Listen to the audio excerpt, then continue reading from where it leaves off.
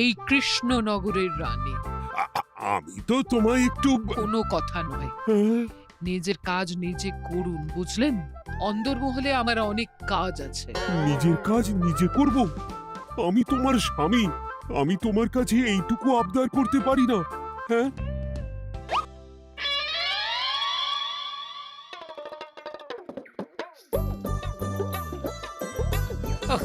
আজ গিন্নির সাথে বচসা করতে গিয়ে দেরি হয়ে গেল। মহারাজ আবার আমার দেরি দেখে রেগে না যান।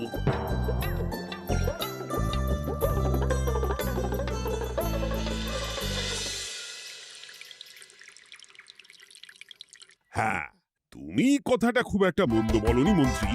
এতে রাজ্যবাসীরও উপকার হবে, আর রাজকোষেরও খুব একটা চাপ পড়বে না। তাহলে মহারাজ সব ঘরে ঘরে এই বার্তা পৌঁছে দিই।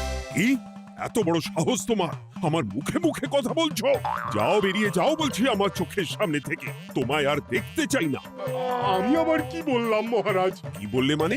কি বলতে বাকি রাখলে শুনি? বলছিলাম কি, অপরাধ নেবেন না মহারাজ, সেনাপতি তো। চুপ, একদম চুপ। আমি মরছি নিজের জ্বালায়, আর তুমি ওই ভুল ভাল বলে আমার মাথা বিগড়ে দিতে চাইছো? মহারাজ রেগে আগুন, এই ছিলেন ঠান্ডা, এই তো মুখে হাসি ছিল, এখন হাতে ডান্ডা। কি বললে কবি? তুমি আমায় অপমান করলে? যাও, এক্ষুনি তোমরা সবাই দূর হয়ে যাও আমার সামনে থেকে। কাউকে চাই না আমি। এই মুহূর্তে রাজসভা আমি শূন্য দেখতে চাই, না হলে আজ সব কটা গর্দান নেব আমি। যাও বলছি।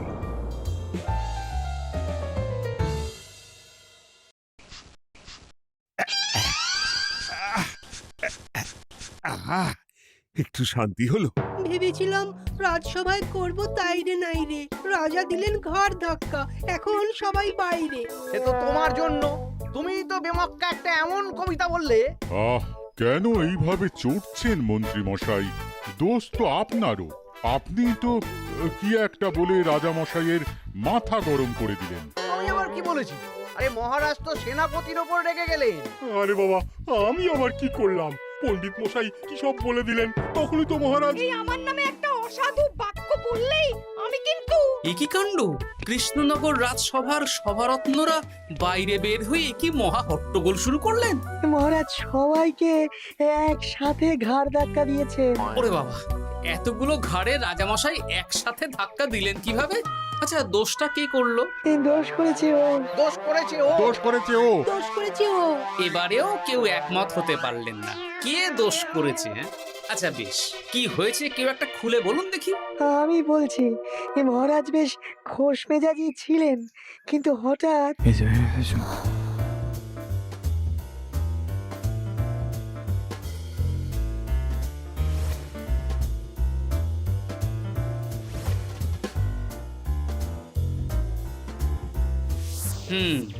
এই কাণ্ড! এ তো ভারী অদ্ভুত রোগ মনে হচ্ছে। মহারাজের আচমকা মাথায় রক্ত চড়ে গেল নাকি? হ্যাঁ, মহারাজ আপনাদের রাজসভায় ডেকেছেন। ওরে বাবা না, যাবো না গো আমি, আমার কাছে আমার প্রাণ সবচেয়ে দামি। আমিও যাব না, নির্ঘাত মহারাজ গর্দান নিতেই ডাকছেন। আমিও যাব না গোপাল, আমারও প্রাণের বড় মায়া। আচ্ছা, এটা কি কোনো কথা হলো? হ্যাঁ, প্রাণের মায়া কার নেই বলুন তো? আর মহারাজ যে গর্দান নিতেই ডাকছেন তার কি কোনো মানে আছে? অন্য কারণও তো হতে পারে। তুমি কি করে বুঝলে? হ্যাঁ, বুঝতে পারিনি, তবে আন্দাজ করেছি। তোমাদের কথাতেই শুনলাম মহারাজ খোশ মেজাজেই ছিলেন, সহসা রেগে গেছেন। আবার যে সহসা খোশ মেজাজেই ফেরেননি, তাই কি বলা যায়? এটা তুমি বলনি তো মন্দ। চলো সবে ফিরিয়ে আনি রাজসভার ছন্দ। আরে গোপাল, এসো এসো এসো। তা এত দেরি করলে কেন? বাকিরা কোথায়? তারা আসছেন মহারাজ। আপনি তাদের ডেকেছেন, তাদের ঘাড়ে কটা মাথা যে তারা আসবেন না। কিন্তু মহারাজ, আমি অন্য কথা ভাবছি। কি কথা গোপাল? আপনি নাকি সভায় আজ হঠাৎ সবার উপরে রেগে গিয়ে তাদের সভা থেকে বের করে দিয়েছেন মহারাজ। এ কি সত্যি মহারাজ?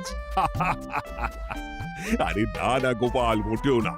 বলতে পারো আমি সবার সাথে একযোগে একটা রসিকতা করছিলাম।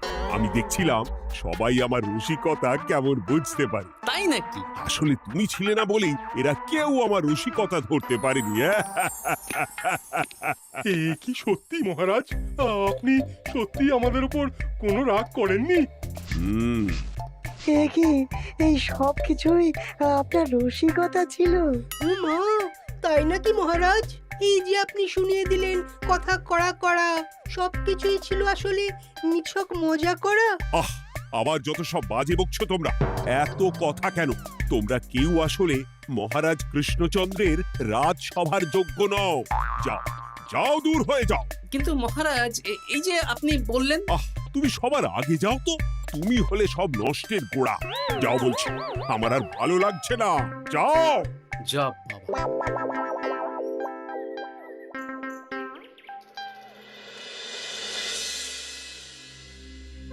কি বুঝছেন? না না না, আমি তো সবই ঠিক দেখছি রানীমা। হ্যাঁ, এটা ঠিক যে নারীর গতি কিঞ্চিত চঞ্চল বটে, তবে তা তো হতেই পারে। বাকি সবটাই ঠিকই আছে। তাহলে এমন হচ্ছে কেন? মহারাজ এইভাবে যখন তখন রেগে যাচ্ছেন কেন? আজ শুনলাম আপনাদের সভা থেকে দুবার বের করে দিয়েছেন, আবার ফিরিয়ে এনেছেন। হুম, হুম, হুম। আমি ওষুধ পাঠিয়ে দিচ্ছি, আর মহারাজের কিঞ্চিত বিশ্রামের দরকার। হ্যাঁ, তোমার মাথা আর আমার মুন্ডু। বলি, আমি বিশ্রাম নিলে রাজকার্যকে চালাবে শুনি তুমি, নাকি ওই অকর্মার ঢেকি মন্ত্রী? না মানে ওই আমি। যাও, আর আমার কথা বলতে ভালো লাগছে না। আমাকে একটু একা থাকতে দাও।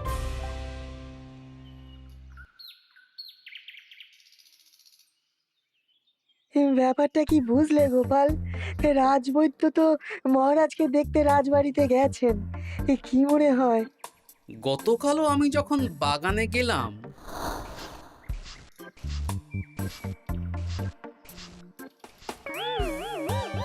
গোপাল, তোমার কি মনে হয় মহারাজকে কোন রোগে ধরেছে? এই রেগে যাচ্ছেন, আবার এই মাথা ঠান্ডা হয়ে গিয়ে ডেকে পাঠাচ্ছেন। আমি বলি কি গোপাল, তখন সবার সামনে বলিনি বটে, তবে এখন তোমার সামনে স্বীকার করতে বাধা নেই। কি কথা বিজ্ঞানী? মহারাজের এই রাগের কারণ হয়তো আমি। আমার মনে হয় আমার দোষেই উনি এরকম বারবার রেগে যাচ্ছেন। কেন? আসলে মহারাজ আমাকে একটা মাথা যন্ত্রণা সারার ওষুধ আবিষ্কারের দায়িত্ব দিয়েছিলেন, তো আমি অনেক চেষ্টা করেও সেই ওষুধটা আবিষ্কার করতে পারিনি। যেটা আবিষ্কার করেছি তাতে সেরকম কাজ হচ্ছে না। আমার মনে হয় ওনার মাথা ব্যথা থেকে এরকম হচ্ছে। সে যাই হোক, তুমি কিছু একটা করো গোপাল। মহারাজের অসুখ কিভাবে সারানো যাবে সেটা নিয়ে কিছু একটা ভাবো। ভাবতে তো হবেই। আজ সন্ধেবেলায় তুমি তোমার বাড়িতে বাকি সভাসদদের ডেকে আনো, আমি সমাধান সঙ্গে নিয়ে সময় মতো চলে আসবো। আচ্ছা বেশ, তাই হবে। আমি এখনই বাকিদের খবর দিয়ে দিচ্ছি। আর বিজ্ঞানী, একটু এদিকে এসো তো, একটা কথা আছে।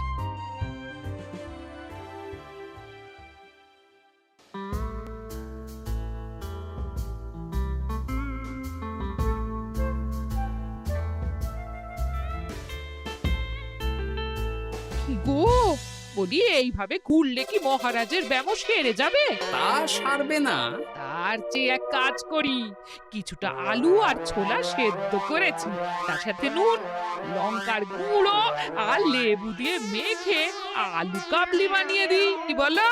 হ্যাঁ, দাও দাও দাও, মন্দ হয় না। মহারাজের মন উচ্চাটন। তার কি কারণ? মাঝে মাঝে আসছেন আর মহারাজ রেগে আগুন হয়ে যাচ্ছেন, আবার যেই সে ব্যামো ঠিক হয়ে যাচ্ছে মহারাজ সেই আগের মতন। তার উপর আবার সভাসদেরা মনে করছে তাদেরও কোনো দোষ আছে। তাহলে দুয়ে দুয়ে চার করতে হবে, কিন্তু কিভাবে কিভাবে কিভাবে? এই নাও আলু কাবলি খেয়ে পেট ঠান্ডা করে নাও দেখি। হ্যাঁ, বেশ কিছুদিন আগে বিজ্ঞানী লেবুর রসের জাদুর কথাই তো বলছিল। আজ আচ্ছা গিন্নি, তুমি তোমার বিয়ের সময় তোমার বাবার মুদির দোকানের একটা কাঠের ছোট বাক্স পেয়েছিলে না, যাতে শ্বশুর মশাই মোহর রাখতেন? উমা, সে বাক্স তো ঝুলকালি মেখে আছে গো, তা দিয়ে তোমার কি হবে? ঝুলকালি লেগেছে? বাবা বাবা বাবা, তাতে তো আমার কাজ আরো ভালো হবে। যাও যাও যাও, নিয়ে এসো দেখি। আমি ততক্ষণে বেশ খানিকটা অদৃশ্য কালি বানিয়ে ফেলি।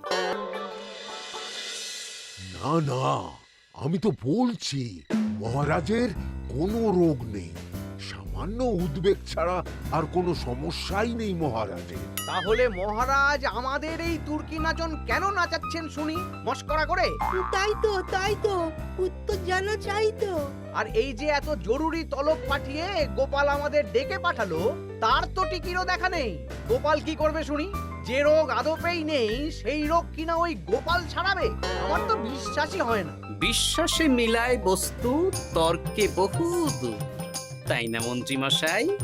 পেলে গোপাল, মহারাজের রোগ সারাবার কোনো উপায় পেলে? আচ্ছা গোপাল, রাজবৈদ্য বলেছেন মহারাজের কোনোই অসুখ নেই, তা তুমি কি সারাবে শুনি? হ্যাঁ, রোগ হয়তো রাজবৈদ্য মশাই ধরতে পারেননি, কিন্তু কিছু তো আছেই যার জন্য মহারাজ এমন আচরণ করছেন, তাই না? তা তুমি বলো না মহারাজ এমন কেন করছেন, আর কি তার সমাধান? এক এক করে বলি। আমি ভেবে দেখলাম এর জন্য আমরাই দায়ী। বলো কি? আমরা সবাই কোনো না কোনো সময়ই মহারাজের রাগের কারণ হয়েছি, তাকে আঘাত দিয়েছি, বিষণ্ণ করেছি। ইচ্ছে করে করিনি হয়তো, কিন্তু করেছি। আর মহারাজ সেই সব কথা বুকে চাপা দিয়ে রেখেছেন। তুমি বলতে চাইছো অতীতে সেই সব ভুলের কারণেই মহারাজ এমন করছেন? আমার তো তাই মনে হয় সেনাপতি। আচ্ছা আচ্ছা, তর্কের খাতিরে যদি তাই ধরে নি, তাহলে এখন আমাদের কি করণীয়? আমরা তো কাল যন্ত্রে চেপে অতীতে ফিরে যেতে পারবো না যে সেই সব ভুলগুলো শুধরে দেব। তা হয়তো হবে না, কিন্তু কিংকর্তব্য বিমূঢ় বাবার আদেশ যদি মানি, তাহলে এই সমস্যার সমাধান সম্ভব মন্ত্রী মশাই। কি বললে? ত্রিকালজ্ঞ বাবা কিংকর্তব্য বিমূঢ়, সে আবার কি গোপাল?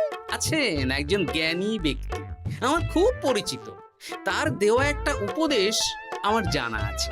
আমার বিশ্বাস তাতে মহারাজের এই সমস্যার সমাধান হয়ে যাবে। কি করে শুনি? এই কালি হলো অদৃশ্য কালি। কলম দিয়ে অদৃশ্য কালিতে কাগজের উপর লিখতে হবে। কি লিখতে হবে? লিখতে হবে যে মহারাজের সাথে অতি সাম্প্রতিক কালে আমরা যা যা অন্যায় করেছি তাই লিখতে হবে। কোনো মিথ্যে কথা লেখা যাবে না। তবে চিন্তা নেই, অদৃশ্য কালি, ফলে কেউ কারো লেখা পড়তে পারবে না। এইবার এই কাগজ ভাঁজ করে ফেলে দিতে হবে এই বাক্সে। বাক্সে তালা, তার চাবি থাকবে মন্ত্রী মশাইয়ের কাছে। আবার আমার কাছে কেন? পরে যাতে কোনো সন্দেহ না করেন, যা সন্দেহ বাতিক মৌন আপনার। বললে এইবার এই বাক্স সারা রাত নদীর ধারে বটতলায় পড়ে থাকবে, চাঁদের আলো পান করবে। তারপর সকালে আমরা সবার সামনে এই বাক্স ফেলে দেব নদীর জলে। সবার অন্যায় সারা রাত চাঁদের আলো পান করে শুদ্ধ হয়ে ভেসে যাবে নদীর জলে। ব্যাস ব্যাস, আমরা সবাই পাপ মুক্ত হয়ে যাব। একদম সবাই শুদ্ধ হয়ে যাব, আর মহারাজের ব্যামো সেরে যাবে। কিন্তু তুমি কোনো চালাকি করছো না তো গোপাল? অদৃশ্য কালিতে লেখার সাথে আমি আর কোন চালাকি করব মন্ত্রী মশাই? দেখুন, আমি একটা কাগজে লিখছি। কি কিছু বোঝা যাচ্ছে? সত্যি তো কিছু বোঝা যাচ্ছে না যে আদৌ কিছু লেখা হয়েছে কি হয়নি। তাহলে লেখা শুরু করা যাক। এক এক করে লিখুন আর কাগজ ভাঁজ করে বাক্সে ভরে দিন। আর হ্যাঁ, একদম মিথ্যে কথা লিখবেন না, তাহলে কিন্তু লেখাগুলো অদৃশ্য থাকবে না, ফুটে উঠবে। আচ্ছা গোপাল, বুঝেছি। কলম কালি মন, লেখে 3 জন। মিথ্যে কথা লিখে দিলেই ঘটবে অঘটন। আমি বাক্সটা নদীর পাড়ে সঠিক জায়গায় রেখে আসব। তারপর কাল সকালে সবাই মিলে এই বাক্স ফেলে দেব নদীর জলে। ঠিক আছে?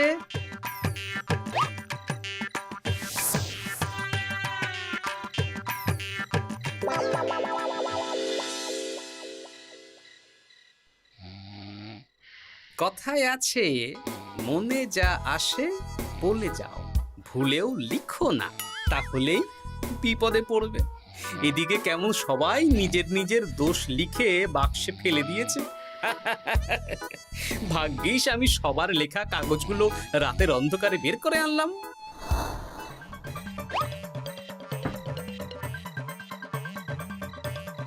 এইবার এই কাগজগুলো ঢুকিয়ে দিলেই কেল্লা ফতে। এখন সবার পাপের স্বীকারোক্তি আমার হাতের মুঠোয়।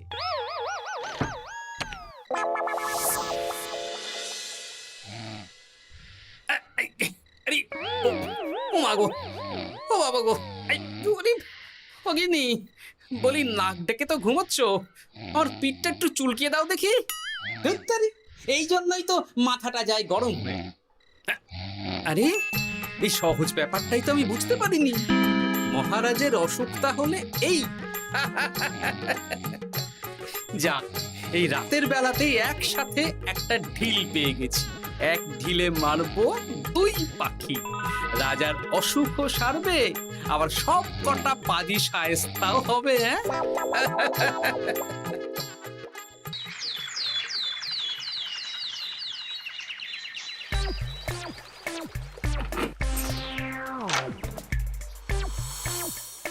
কি এইবার শান্তি হয়েছে তো মন্ত্রী মশাই?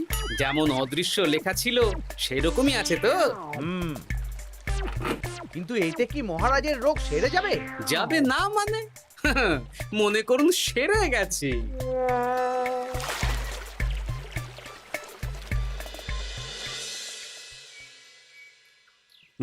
তাহলে আজকে সভার কাজ শুরু করা যাক। ক্ষমা করবেন মহারাজ, সবার কাজ শুরু করার আগে একটা দরকারি কাজ আগে করা দরকার।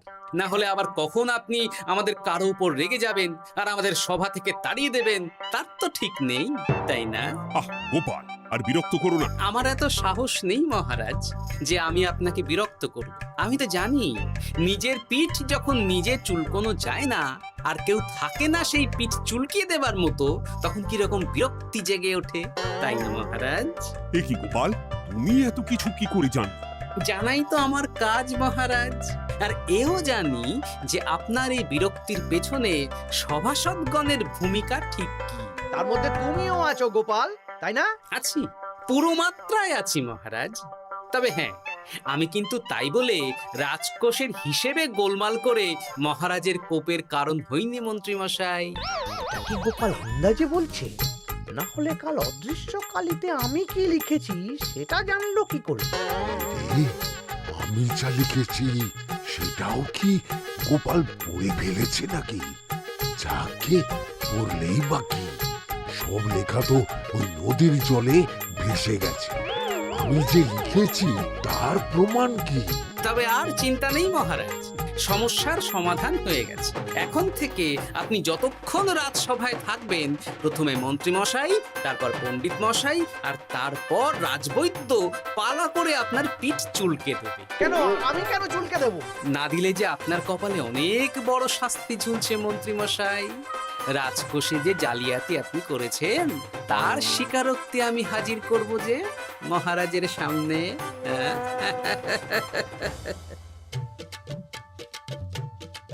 এই নিন মহারাজ, মন্ত্রী মশাইয়ের পাপের স্বীকারোক্তি। আপনি আগে মন্ত্রী মশাইয়ের লেখাটা পড়ুন, তারপর একে একে সকলের স্বীকারোক্তি দিচ্ছি। এ কি মন্ত্রী, তুমি রাজকোষ থেকে 500 মোহর চুরি করেছো, আর তার বদলে সেই হিসেব তুমি পুকুর পাড় বাঁধানোর খরচ হিসেবে দেখিয়েছো। এই সেরেছি, এটা ফুটে উঠলো কি করে? সে অনেক কাণ্ড মন্ত্রী মশাই, বাকিদের সবারটাই আছে, এত জেনে কাজ কি? না না, জানতে তো হবেই। তাহলে শুনুন, এই অদৃশ্য কালি আসলে লেবুর রস। গতকাল রাতে আমি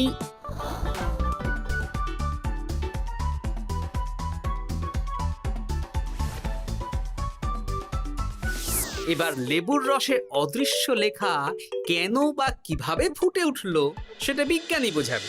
লেবুর রসে লেখা আগুনের তাপে ধরলে ফুটে ওঠে, কারণ লেবুর রসে থাকা অম্ল কাগজের সাথে থাকা শ্বেতসারের সাথে বিক্রিয়া করে এবং তাপ পেলে সেই বিক্রিয়া দ্রুত হয়ে কাগজের শ্বেতসার রাসায়নিকভাবে পরিবর্তিত হয়ে গাঢ় রং ধারণ করে। অনেক দিন আগে বিজ্ঞানীর কাছে ব্যাপারটা জেনেছিলাম, আজ কাজে করে দেখালাম। এবার মন্ত্রীমশাই দেখুন, মহারাজের সেবা করা ভালো না তার বদলে চাবুক খাওয়া ভালো?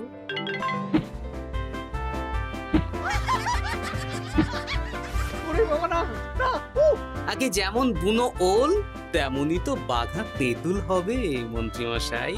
যা, রাজামশাইয়ের মেজাজ আবার বিগড়ে যাওয়ার আগেই কাজ শুরু করে দিন ও বাকিদেরকে সেবা করার সুযোগ করে দিন। আজ থেকে ভুল হলে শুধরে নেব ভুলকে। মন্ত্রীমশাই মহারাজের পিঠ দেবে চুলকে।